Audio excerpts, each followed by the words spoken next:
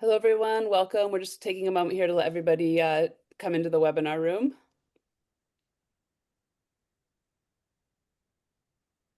All right, welcome. Thank you for joining us today. My name is Elizabeth Angel. I'm EERI's Communications and Program Manager, and I'm happy to welcome you to another in the Quick Quake briefing series hosted by EERI's Northern California Regional Chapter. Today's focus is on the Myanmar 7.7 earthquake that happened this spring. And before we get into the webinar, I just want to take a brief moment, especially if you're not familiar with EERI, to let you know a little bit about us. The Earthquake Engineering Research Institute is the leading nonprofit organization bringing together people from a wide range of disciplines and backgrounds, both in the US and around the world, who share the common mission of achieving earthquake resilience and better understanding earthquake risk. So if you're not a member, we encourage you to check out our website. I'll share that in the chat, and become a member and join us and become part of great events like these.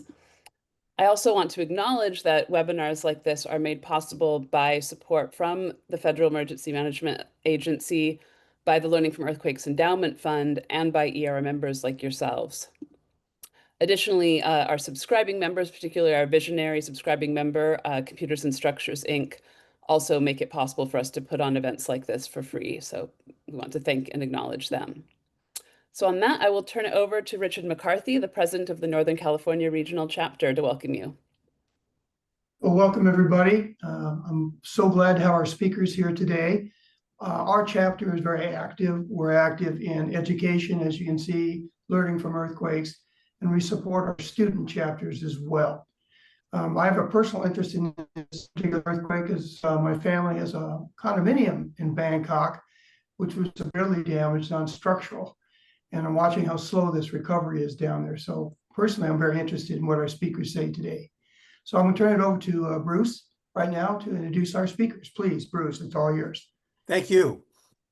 I would like to welcome everyone to our briefing on the magnitude 7.7 earthquake that struck Myanmar earlier this year.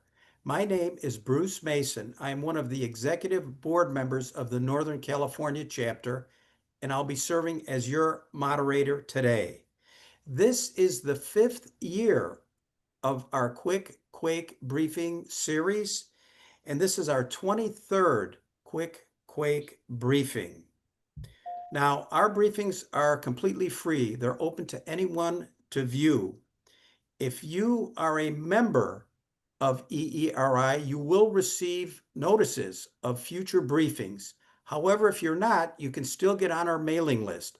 And how you do that is you send an email to me at the address shown on the slide here. Now, our webinars, you can view them live like today, or they're available on the YouTube channel. Just type in Quick Quake briefings and a list will appear. Now, on to today's briefing. On March 28th, at about 1 o'clock in the afternoon, an earthquake struck Myanmar. The epicenter was near Mandalay, one of the major cities in Myanmar. The rupture extended south for about 300 miles, and it devastated the region. Since Myanmar is fairly isolated, many of the details on what happened are just now becoming available. But we do know that thousands of buildings were damaged and thousands of people are left homeless. We are excited to have two speakers today. The first will be talking about something called the Supershear phenomena that was observed during this earthquake. This was the first time I ever heard of this phenomena, so this should be very informative because this could have contributed to much of the devastation. Our second speaker today will be discussing damage observations from people that were on the ground after the earthquake. The format for today's meeting is it's about 60 minutes. Each of our speakers will talk for about 20 minutes each, and the remainder of our time will be for questions from the audience.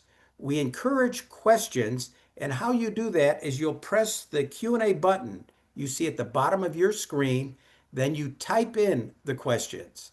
And then behind the scenes, Donald Wells, another one of our board members, will be compiling those questions. He will come back later in the program and pose the questions to our speakers.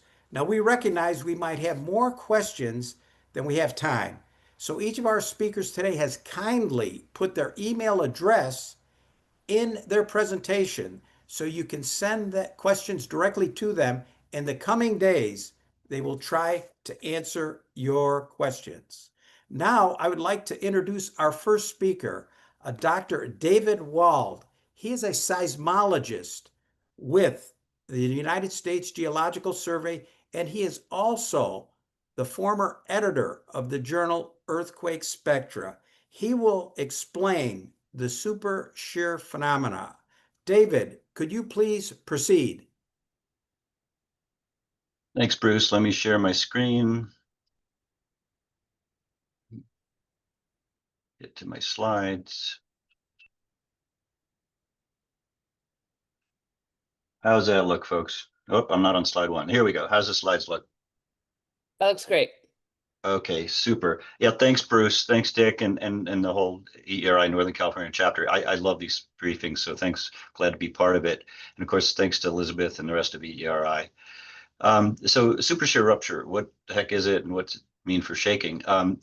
Supershear rupture is really fascinating from a seismological perspective. So we're having a lot of fun with it, but it also has some real world implications for engineers. I just gave a brown bag on this topic for an hour, and so know that it's a complicated topic. It's evolving. It's important, but I'm just going to give you an introduction here. It's just a tip of the iceberg. I'll leave you with the slides and the references that I cite within the slides at the tail end of the presentation. So before I go, I just want to acknowledge I've talked to some real nice experts on supershear rupture recently, shown in the text here, and also I want to shout out to Tom Heaton, who I've learned a lot from about earthquake physics, and Paul Somerville, who early in the day I worked with on directivity. And this is an important thing. I'm going to start by here's a quick outline. One of the important things about supershear rupture is it affects directivity. So let's talk a little bit about subshear rupture directivity and how that's modified with supershear rupture. We'll talk about supershear rupture, the theory, lab experiments that show it, and also how we know what's going on through seismic observations. And then I'll talk about the ramifications for hazards and ground motions. So let's start by going back in time to the Landers earthquake. Here we had a really good example of a directivity pulse origin along the fault that ruptured towards the station LUC, Lucerne, where you have a very large pulse velocity on the fault normal component. So the directivity pulse is going to be ending up perpendicular to the fault. On the displacement of that particular fault, you're going to see the displacement in the fault parallel direction, and that's going to be half the displacement on the fault. The other half of the displacement is going to be on the other side. So this is a very characteristic pulse that's due to the fact that energy is propagating up the fault to the station and arriving at the same time.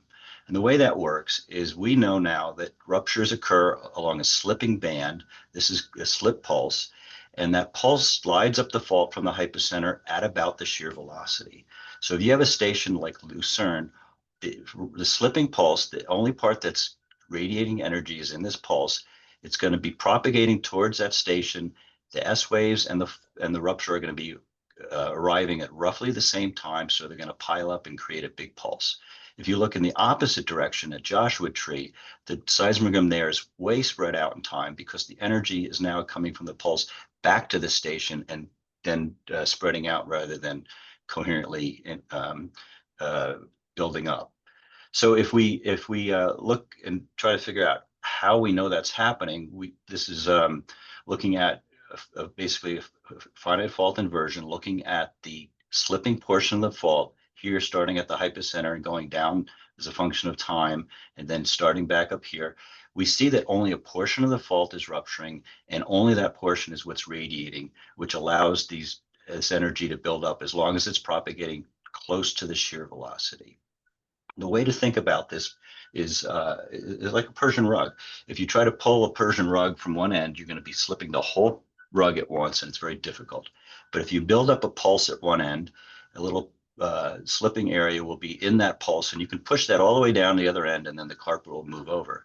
And the only work against friction is at the leading edge of that particular slipping area, and it's a lot easier to do than sliding the whole thing at once. If you want to think of this as a fault, you turn it on its side, that slipping area is the slip pulse that's rupturing down the fault and towards the station, and the energy that's radiated from that pulse will arrive at the station at the same time if the rupture is propagating at the shear, close to the shear velocity. And this is very similar to what Heaton published on in 1970, the Heaton pulse, and only a portion of the fault is rupturing, causing this directivity buildup.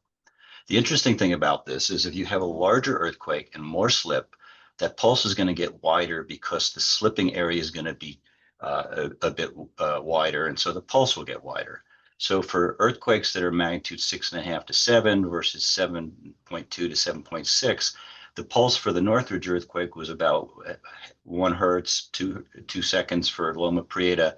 But as you get to larger earthquakes, the pulse width gets to be 3 or 4 seconds, and that shows up pretty clearly in the spectral velocity, where the normal to the fault pulse will give you a very large spectral velocity at several seconds. And so the larger the earthquake, the larger the pulse, and the longer period it will become. So let's see, how do we know they're supershear ruptures? Well, let's look at the theory and some of the observations. A couple definitions first. Supershear rupture, subshear rupture. The rupture propagates slightly slower than the shear wave velocity in the medium. And it's typically close to the Rayleigh wave velocity, which is about 80 to 90% of the shear wave velocity. Now, the rupture velocity cannot be between the Rayleigh wave velocity and the shear wave velocity. It's a forbidden zone where it's actually absorbing energy and can't radiate. So that doesn't happen. And so to get supershear rupture, it has to jump ahead of the shear velocity. So supershear rupture is when the rupture propagates faster than the VS, the shear velocity, but slower than the P wave velocity. And typically the stable supershear rupture is something around 1.4 times the shear wave velocity of the medium. Now, the jump from subshear to supershear is driven by high stresses that can be due to some favorable condition, either higher stress on the fault or a change in geometry, a jump in the fault, or something else that accelerates the rupture past the shear velocity. And once it's past the shear velocity, it can rupture between the VS and VP speed at a supershear velocity. If the rupture propagates faster than the wave speed, then the waves pile up and compress into a very narrow zone, and it's the shock wave. So this is what happens if you think about thunder, if you think about sonic booms, or even wakes of boats, you're going to have these kinds of shock waves. And these shock waves give a distinctive signature in the seismic data that we can look at. But we can go back to the original theory, and this is over 50 years old. So we've known about the potential for supershear rupture since the early 1970s, and both Burridge and Andrews published in the early 70s, mid 70s, and showed that the rupture velocity can jump to greater than the shear velocity. So this has been around. 20 years ago, Rosakis and colleagues at Caltech actually showed this in the laboratory. And so they did experiments. Keep in mind, this is a 10 millimeter, tiny little area, but they're doing experiments in the lab to see the difference between subshear and supershear rupture.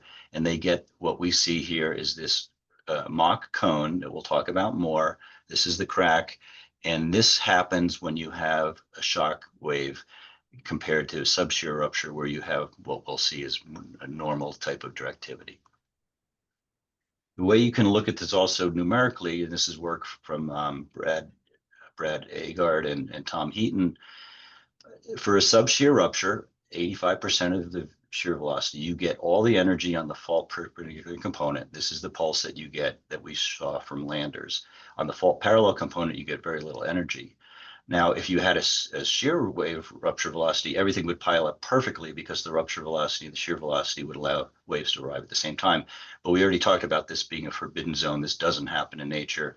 And so that Brad was able to make that happen numerically, but that's not typically what happens. It jumps to the supershear rupture, in which case you get the beginning of this Mach cone and energy on the fault parallel component that you did not have on the subshear rupture. If you map that out in space, then you get, again, the subshear rupture, you're going to get a lot of energy along the fault, and that's this directivity pulse. And as you jump to supershear rupture, you ruin that directivity pulse, but you get this beginning of a Mach cone that looks like an angle that's related to our cosine of the velocity of the medium divided by the rupture velocity. So this angle actually, if you can measure that angle, you can tell what the rupture velocity is. So this is what you'd expect. You'd have very large motions that we know happen in the directivity, forward directivity direction that gets modified when you go to supershear rupture. This in the, you can see that's black and white. If we go to some more recent colorful examples of numerical experiments, going from subshear to supershear rupture, you start to get fault parallel motions that you don't see in the pure subshear rupture model. But these models are complicated, and you have to recognize that part of the rupture is going to be subshear, part of the rupture is going to be supershear, and the ratios are going to change how these waveforms look.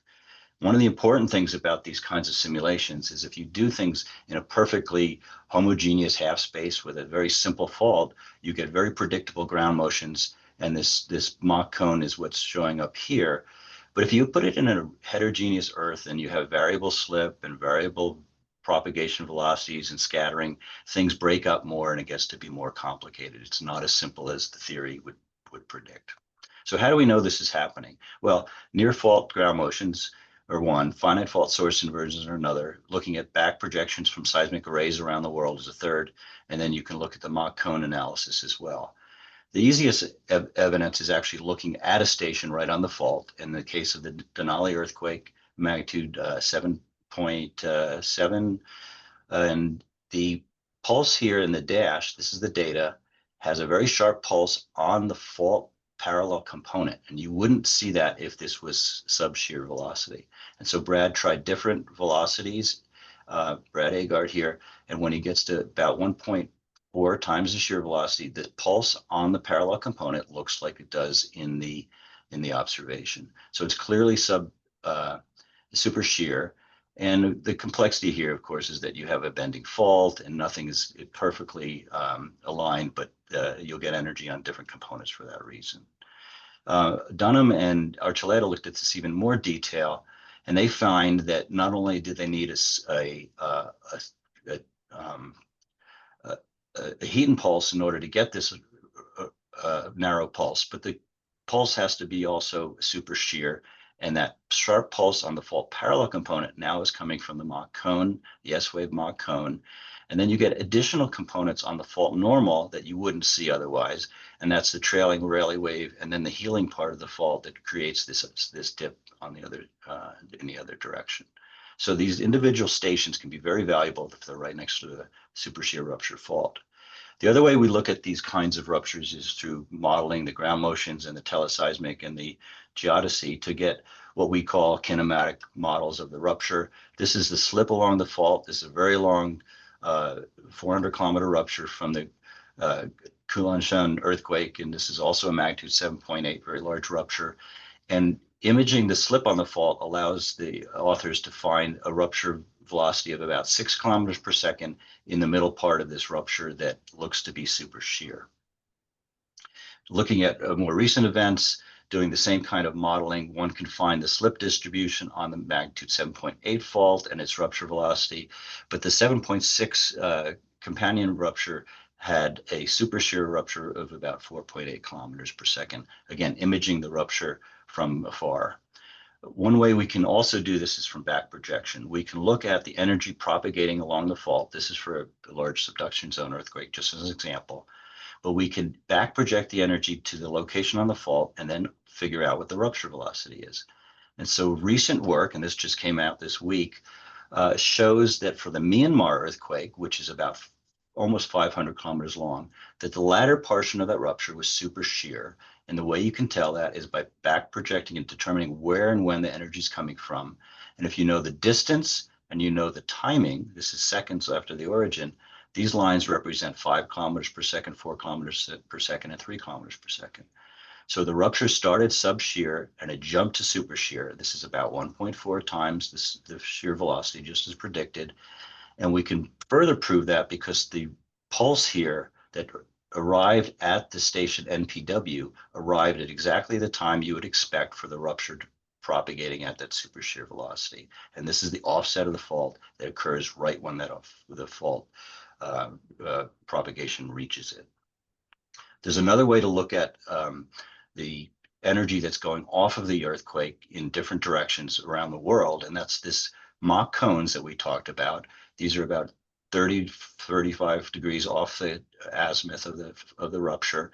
And if you look at stations and you look at the amplitudes of surface waves compared to an aftershock, you can find perfect coherence when there is energy that's within that Mach cone, and outside that Mach cone, the coherence breaks down completely. And so you can identify the angle that these energies are coming at, and then identify the speed from that. A lot of work has been done in this recently, and Bao et al. Looked at earthquakes all around the world and found that 15% of large magnitude 7 and large strike slip earthquakes show characteristics of supershear rupture. So 1 in 6 large ruptures, their strike slip, are starting to show this.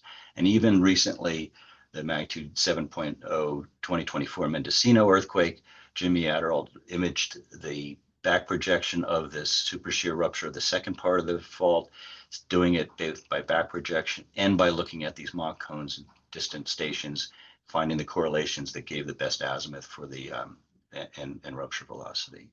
So what are the ramifications for all this? Okay, so first of all, it looks like shallow strike slip faulting is needed for these kinds of supershear ruptures. This won't apply to really large subduction zone earthquakes because they do not rupture in the direction of the pulse. In other words, the longest part of the rupture is a long strike, hundreds to even 1,000 kilometers long, that's not in the direction of the rupture, and so you don't get supershear activity. And you typically is happening on long straight segments of mature simple strike slip faults, but that's not always the case. It's not that simple. So what are the hazard ramifications? Well, we already saw that directivity pulses are modified. There's now components not just on the fault perpendicular, but also on the fault parallel component. There's extra phases, not just a simple pulse. And like I said, it's not only on one component.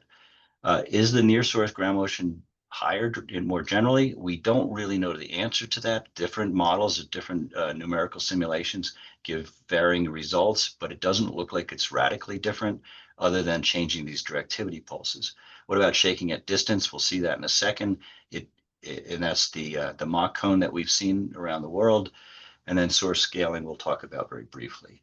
But one of the things that seismologists have been hand-wavingly saying about, say, the Myanmar earthquake is that the effects of the energy ahead of the rupture lead to greater damage at greater distance than would be expected for a non-super quake. Bangkok, for instance, saw at least one high-rise building that was under construction collapse during the quake, even though it was 1,000 kilometers away. There's a little bit of exaggeration here, and I want to make sure we kind of address that. A paper that just came out this week as well, in fact, this came out yesterday, is a very important opinion piece in the seismological research letters that is bringing to light the fact that supershear ruptures happen and that we should pay attention to them, and he's trying to look at some of the ramifications for shaking and design standards. But I look at the Myanmar example, and the direction of the Mach cone is about these purple lines. Bangkok is in the Mach cone direction. But these surface waves that we're looking at in that direction are actually very long period. These are about 20 seconds. And so this would not be affecting the structures that were impacted. And it looks to me, given the lower intensities that people felt on the ground level in Bangkok, that the building collapse that we saw and the other damage is probably more related to basin effects and resonance than, in this case, poor construction quality than this Mach cone, which really only affects the longest periods. It's much more incoherent at short periods. And we've seen that in the work that Brad Agard showed here, that you can get peak velocities that happen to be as large or in some cases smaller than the subshear rupture case. The last study I'll show is that in the case of adding much more realistic material properties, both along the fault and in the source, in the propagation medium, if you don't add any complications in the source and in the propagation, you get ground motion predictions that are higher than the Bohr-Atkinson relationship. But once you put in different models of different spatial heterogeneity in the rupture and in the propagation, you get ground motions that look very similar to what we see from subshear earthquakes. Lastly, It looks like if you look at scaling relationships for strike slip faulting, for a magnitude 7.7 like the Myanmar earthquake, the range is about 100 to 300 kilometers for the median estimate, but the Myanmar earthquake was almost 500 kilometers long. So it looks like supershear ruptures happen on longer ruptures for a given magnitude, and we may want to consider new relationships for faults that might have this type of behavior. But can we identify those faults? Well, I think they're going to be long strike slip faults, but the behavior of these faults over time changes, and it may be difficult to pull out which portion of the fault is going to be rupturing super shear and under what conditions. And so that's part of our challenges. So lastly, just the research and engineering questions that I'll bring up here without full answers. Super shear equals super ground motions? I don't think so. There's definitely some effects on the near field, and particularly in the directivity, but practically speaking, this coherence that we see in the lab and in numerical experiments don't typically come through in the real world. Do ground motion prediction equations need to consider super shear rupture separately? Well, it may be the case, but our current collection of recordings, they're probably not representative because only 1 in 6 of these strike slip ruptures have super shear rupture, and we don't have a lot of recordings for large strike slip earthquakes in the first place, so we may not be representing the actual propagation. Important for design, the fault normal pulse is considered in directivity, but the orientation will be different for super shear ruptures, and it'll be higher frequency, as I showed you. And there's also potential for extra pulses from the trailing Rayleigh waves. Those could excite torsional loads that are not yet considered given the normal fault perpendicular motions that we consider. Deterministic ground motions like SCEC broadband simulations have not yet considered super shear ruptures, and they may need to be considered because, again, some fraction of the ruptures are going to be super shear. And when I look at near source recordings, we're going to need a lot denser collections of stations in order to really capture these effects. Dense seismic networks and maybe DAS, distributed acoustic sensing, would be a good way to sample these near source ground motions. Where? Well, it's going to be difficult to predict where these are going to occur and on what portions of which faults. It may be established, but probably going to be a high degree of uncertainty. And lastly, for source scaling, we may want to consider separate scaling for earthquake faults that have the potential for super shear rupture because they may have a larger length and perhaps a larger affected area than they would for the same magnitude on a subshear rupture. And I'll leave you with a lot of references here in the slides, but for now, I'll call it quits. Thanks. Thank you, David.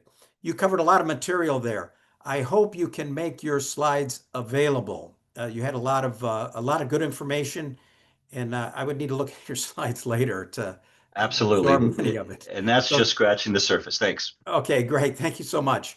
Now, I would like to introduce our second speaker for today. Kit Miyamoto will be talking about damage observations from on the ground. Kit, could you please proceed? Yes, thank you, Bruce. Let me share the screen. You can hear me okay, right? Yes, we Okay. can hear you fine. Excellent.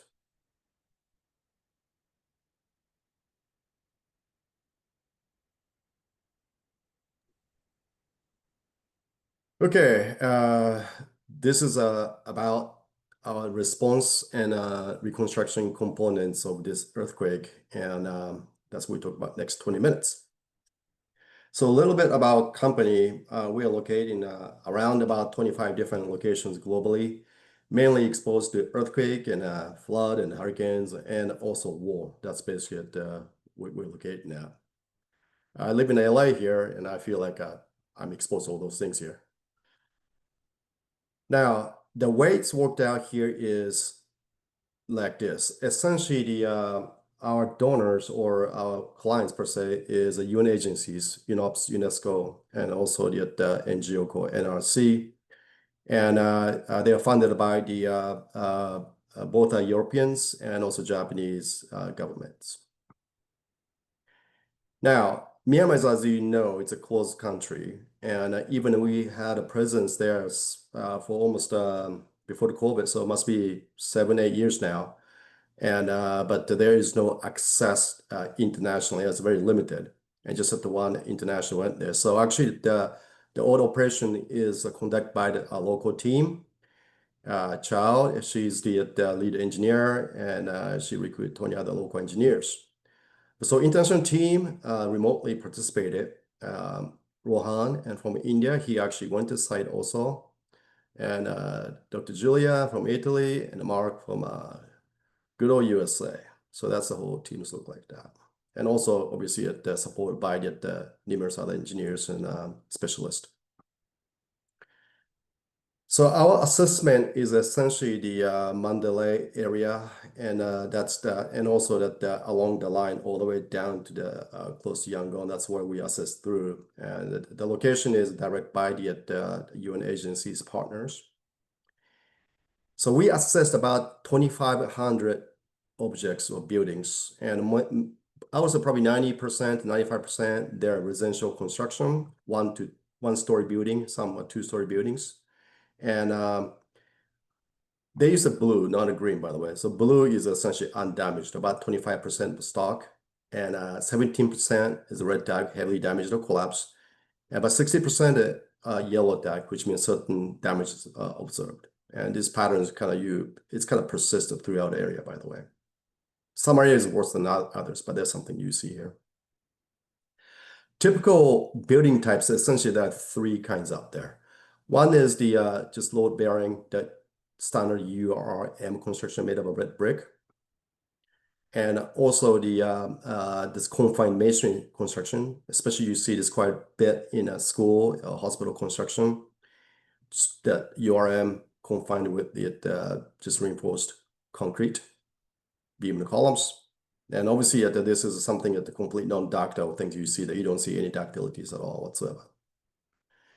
And also interesting building type is there's a timber frame with a brick infill. And this is something that the believer has actually performed pretty well. It's not something I want to get to a little bit later. And we see this kind of construction in different parts of the world also. But here's the typical, failures you see in a so-called confined masonry system. As you can see that there is no proper tight reinforcement or anything like that nature. So it's a very non-ductile behavior you see out there. Rupture of columns, shear failures, you name it. You see everything out there. And also the actual infill itself is usually at the one width, just 2 maximum of the bricks. And this is shear failures you see in the unreinforced masonry, and outer plane failures you see on the left picture. So there's nothing new, just that you see the something, same failures we see over and again from every country we go through. This particular school was totally collapsed, and as you can see, it's a precast concrete system, which you don't see so often there, but this is one example of it. So this is the wall system I was talking about. And essentially, system is it's a really lightweight roof and supported by this wood and brick infill. And most of the cases you see is actually brick to fall off, and we saw very little amount of a total collapse. And this is actually, I thought was very interesting, because I saw this similar kind of construction in a completely different place, Haiti. They actually built just like this, used this local harvest wood and infill with the rocks. And when earthquake comes, those rocks actually fall off the other plant failures because there's no connections to it. But it does have some horizontal strap, so the rocks tend to fall outward, so it doesn't hurt people inside. And actual total collapses, I did not see them much often. It's the same kind of things I saw out here.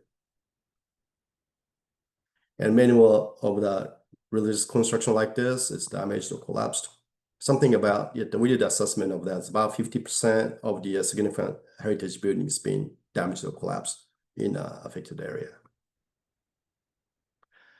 So we done assessment, understand what is a typical building type look like, and it was a typical damage patterns look like, and what is the actual point of how our basic mission here is how to have a population to get back to safe housing fast as possible in the schools. That's the one things here. So you notice that about 50 to 60% of buildings are yellow tags. So we focus on that repair and strengthening of a yellow tag construction, because currently Myanmar building code does have the very good details for seismic detailings. So new construction, as long as people follow the code, it's actually should do much better. And so we are focused on this damaged yellow tagged construction. So we produce the modules for both homeowners who owns the houses. Most of the houses are kind of brick infill, that wood construction you saw, and also the training modules for masons and some certain technical drawings. So after you go through several thousands of these buildings, you're gonna start seeing the damage patterns. It's not you're gonna have a infinity of damage patterns. You're gonna see certain patterns, and we identified about 12 to 15 patterns there, which is gonna cover around 95% of the damages. So each of these elements we assigned, such as here, A1, this is gonna require the column strengthening and also to replace the wall with better conditions.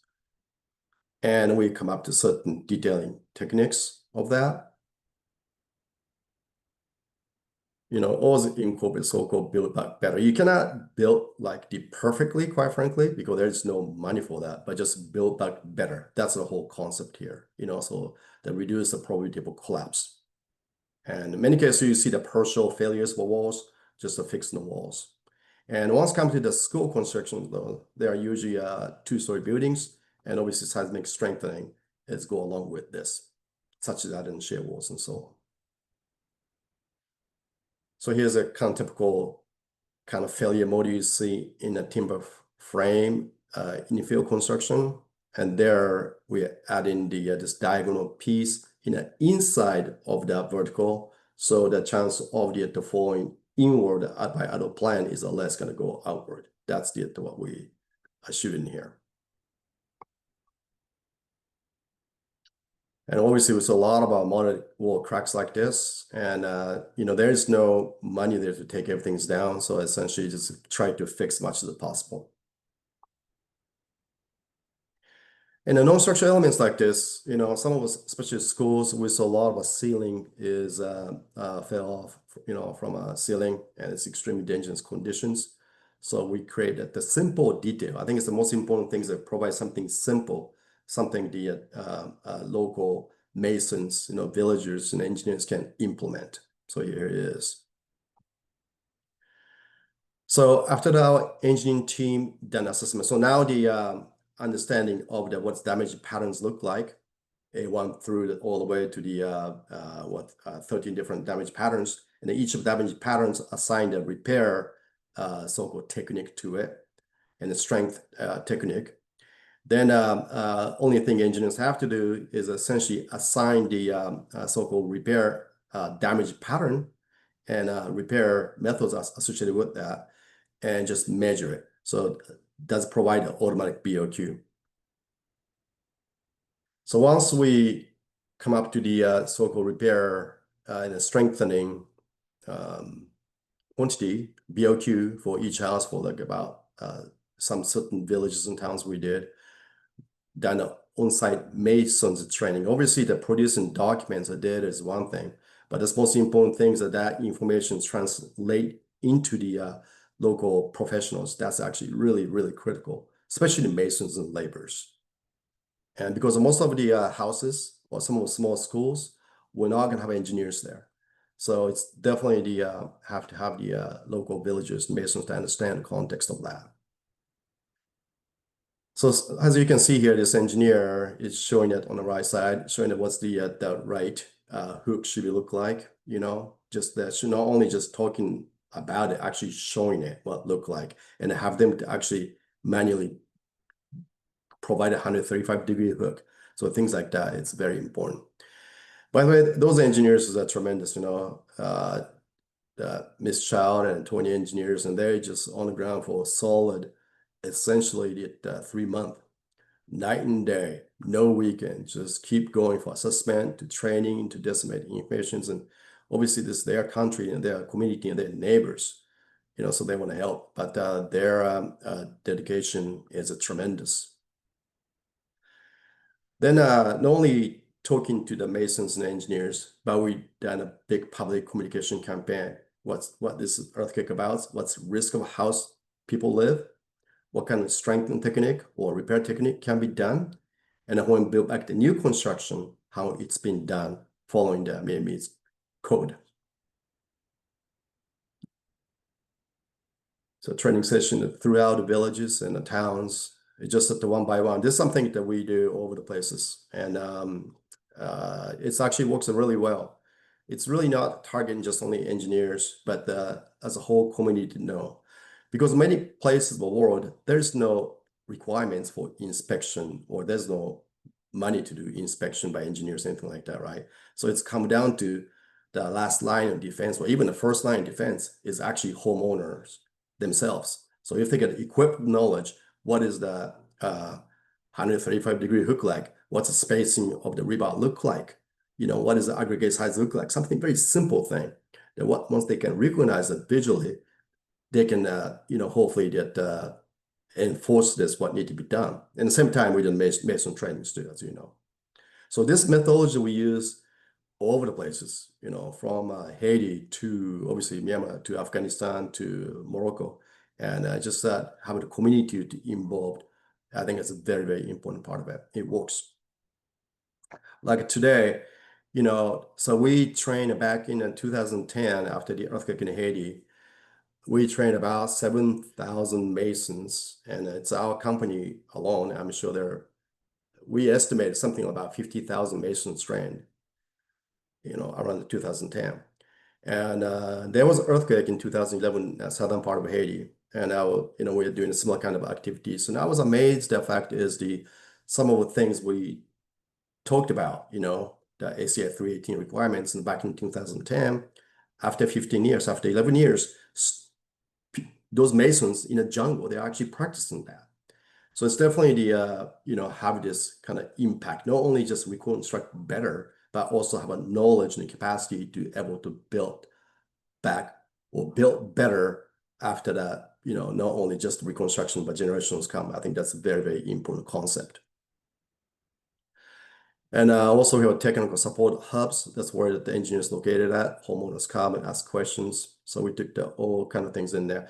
In many cases, we use the social media and mass media, but this particular case, obviously Myanmar's conditions, we cannot do anything like that. So it's a lot to do with direct communication and hands-on activities.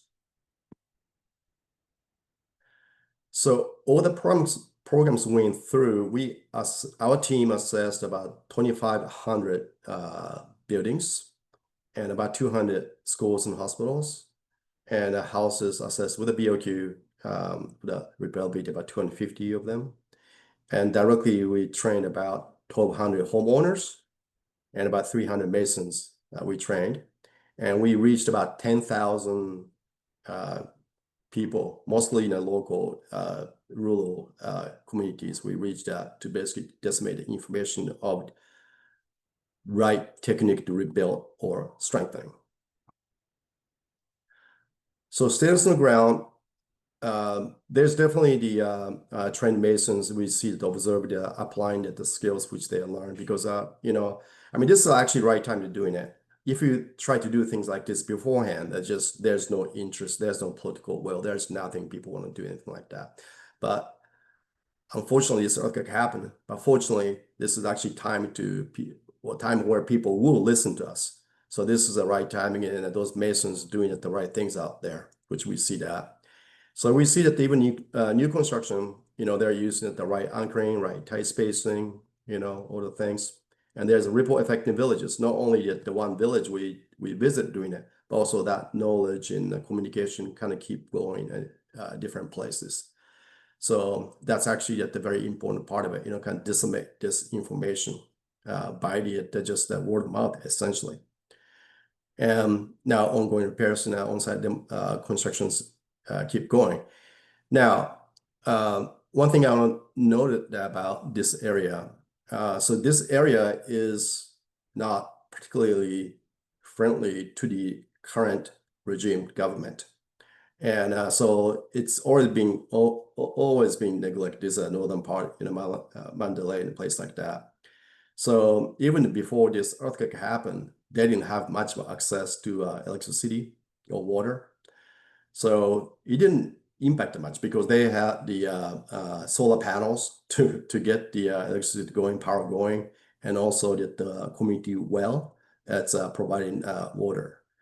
So its impact by the earthquake for the lifeline was somewhat limited for that kind of elements, But still, talking about the over was 70%, 60 to 70% of the buildings, and especially the houses, they damaged or collapsed. So it's a huge thing. And right now, it's not much of activity happening because it's a really poor area, and they're just there to survive, essentially. Try to get the food, try to work, and try to get water. That's the place is. So many people do live in the tents still, and this, talked about UNOPS and UNESCO and NRC support us, but it's very limited.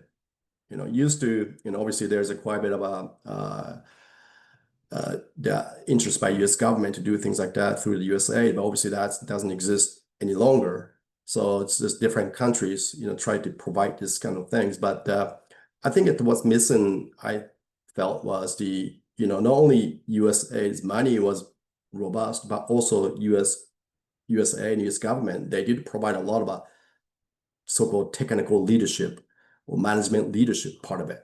And everybody kind of followed. And that piece is definitely missing from this particular earthquake, But still, the different governments step in and help in this. It's a very difficult condition of the current government setup, public setup in Myanmar. So anyway, so I really honored to associate with the people in Myanmar and our engineers. They're just amazing, what they do and every day out there. Thank you very much. And here's my email address if you have any further questions on the top. Thank you, Kit. I commend your efforts there. I could see it where it's a challenge to be able to try to build back better in a country that has so many challenges facing it.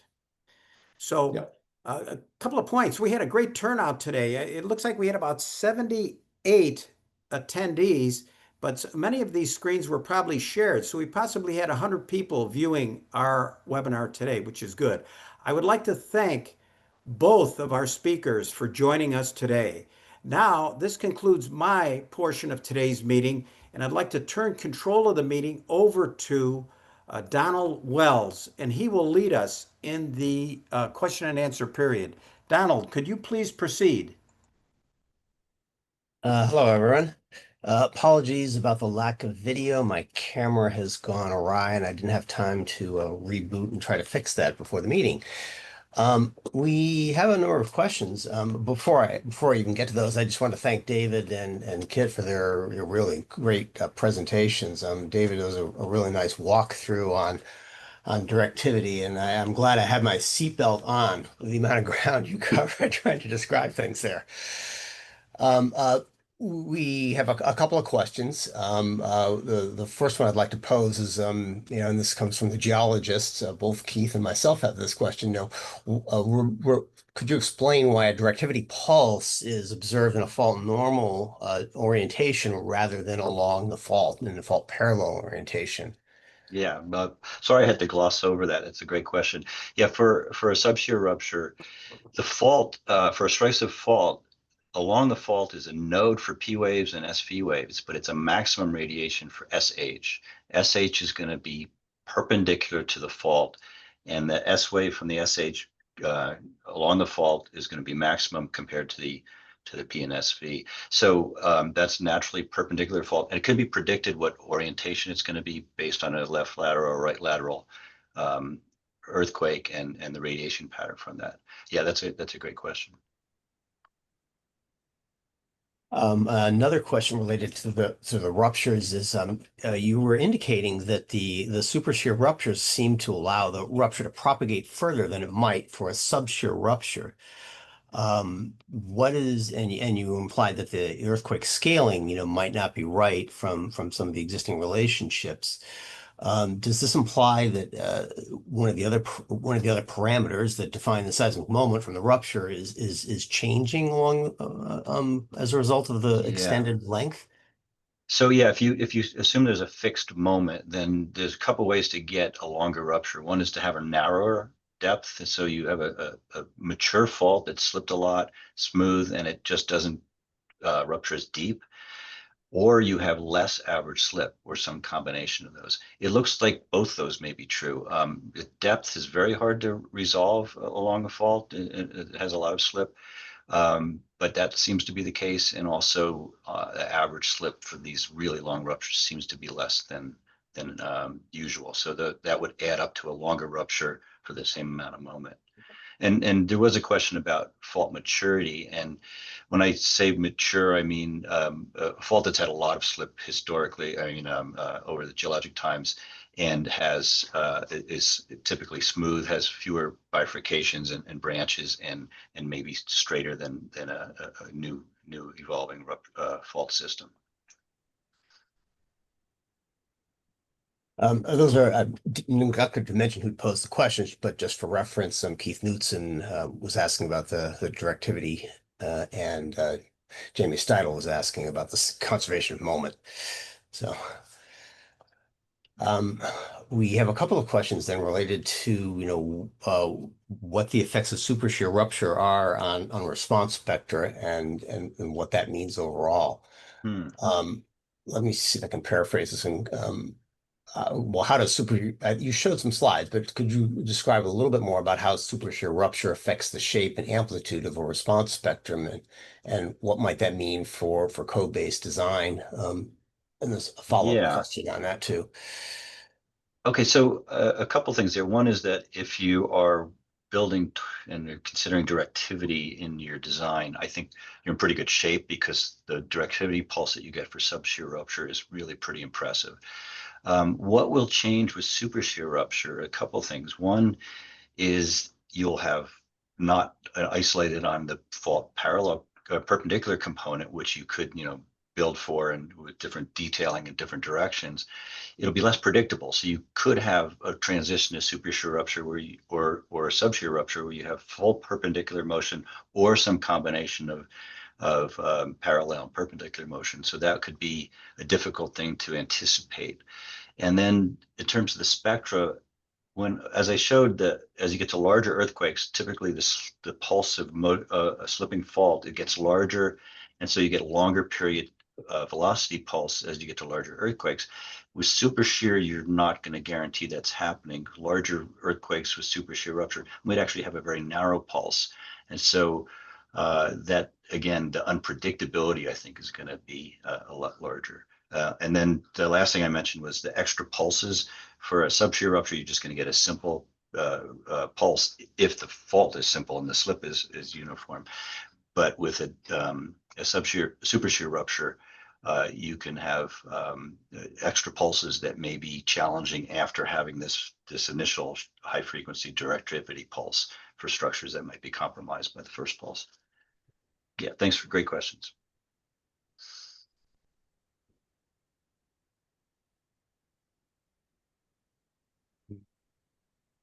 Let's see what we can a couple additional questions, David.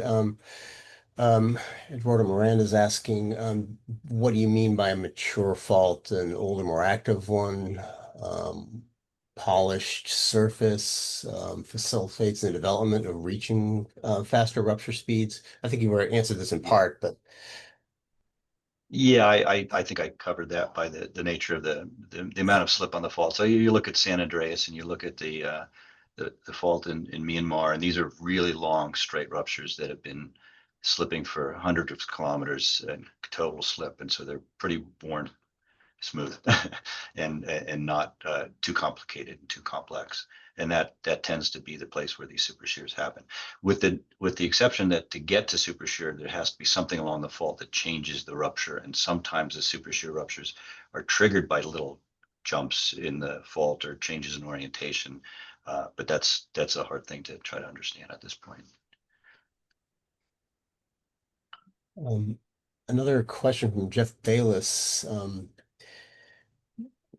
pertaining to how to test if ground motions from ruptures are higher or lower compared to subshear rupture, given uncertainty in simulations and the lack of data. So he's then getting around the part where he said we just need more instruments and more data. But yeah, this is good. Yeah, obviously capturing it would be. I always like to follow the data, but the numerical modeling and the simulations, I think, are really the way to go here. It has to be physically driven ruptures. It can't just be these kinematic ruptures where you add up a bunch of subfaults to get the ground motions, because what happens on the fault is really dictated by the physics of the slip at that. So the numerical models I showed you are really impressive, but there's a lot of constraints that have to be assumed and a lot of assumptions that have to be made. And I think now that we've grown into seeing how often this can happen and where it can happen, I think these numerical models will evolve quite a bit to try to accommodate all of these complexities that make it difficult to infer without some serious physical models.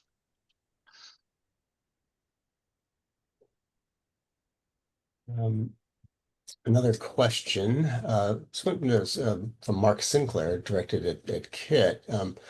Could you expand on how you transition from yellow tag to repair retrofit for all these damaged buildings in Haiti and other countries? They seem to sit for a long time before anything happens to them. Yeah, it so depends on that. I think people want to get back to home as soon as possible. That's what, I mean, all of us, right? I mean, here in LA, we lost 12,000 houses by the fire. All of us want to get back to home. That's a given condition, and they want to build back the community. Now, for back in the Haiti's condition, a little bit different, I think. Haiti was actually in a sense, obviously there's a robust international programs going on initially, but also the estimate around $2 billion per year come from Haitian diaspora, mainly from the US, to come to the Haiti community to essentially reconstruct the houses. So even based on that assessment, we assess like 420,000 buildings there, and about half of it is completely, it's a yellow or red tag, 50% ratio. And it was reconstructed in about 3 to 4 years' time because of the enough money went in, enough attention was there. But place like Myanmar, I think will struggle because there's no, external money will not coming through that much, and not much of government support, neither international too. So it's related to how much money will be available, I think. So some cases people may live for a long, long time in informal housing or informal tent, essentially.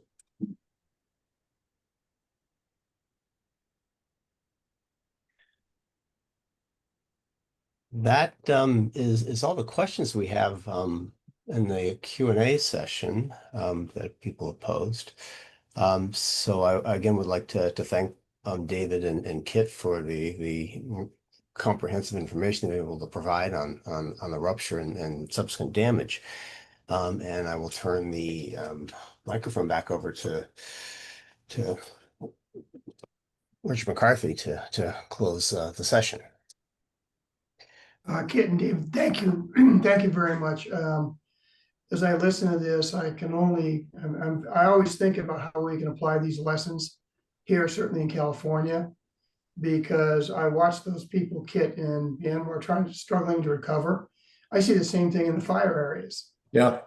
It's the same, the struggle, the homeowners, and David, I look at your, this new information on the Supershear. I ponder how we can incorporate it into code development at some point to cut the losses down, which then improves on the ability for us to recover. All right, so they're so linked together. And right now, I keep saying this after every seminar, we're in trouble here because it's not on the minds of decision makers. Earthquakes are not on their minds. Fire, flood, climate change. And so it's making us more vulnerable as far as I'm concerned. And EERI, with our efforts here to try and get something to apply it to apply it to reduce our risk, reduce our hazard, basically, as best we can is very difficult. But we won't give up. We keep trying, and our chapter keeps trying, and the national organization keeps trying as well. So I want to thank again, David, and Kit, thank you so much. I appreciate it very much. So Elizabeth, I'm going to turn this over to you. Thank you. Great. Thank you so much to our speakers and to the Northern California Regional Chapter for organizing and hosting today's event. Just a couple of brief final notices. You'll see a survey pop up in your Zoom window after the webinar, and you'll also receive that via email tomorrow. We always appreciate your feedback on our webinar offerings. You can learn more about EERI at our website, and we encourage you to become a member today if you aren't already. You can also support EERI's reconnaissance work and educational programs like these by donating to the Learning from Earthquakes Endowment. And then finally, once again, I just want to acknowledge that this webinar has been supported with funding from a cooperative agreement from FEMA, from the LFE Endowment Fund I mentioned, and by EERI members like yourselves. So thank you, and we hope to see you at our next event.